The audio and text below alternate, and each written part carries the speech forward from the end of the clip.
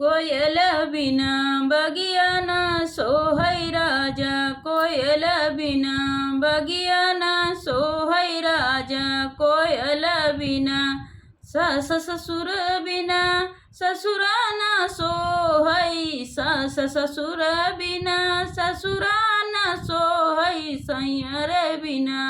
सेजिया ना सोहै राजा, सैया रे बिना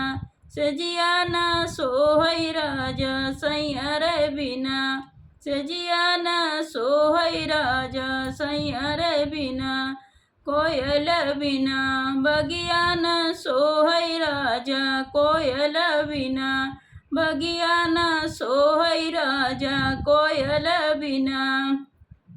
भाई भतीजा बिदा नैहरा ना सोहै, भाई भतीजा बिदा नैहरो ना सोहै, देवर बिना देवर बिना अंगना ना सोहै राजा, देवर बिना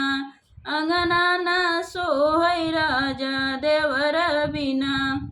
कोयल बिना बगिया ना सोहै राजा, कोयल बिना बगिया ना सोहै राजा, कोयल बिना बगिया ना सोहै राजा, कोयल बिना।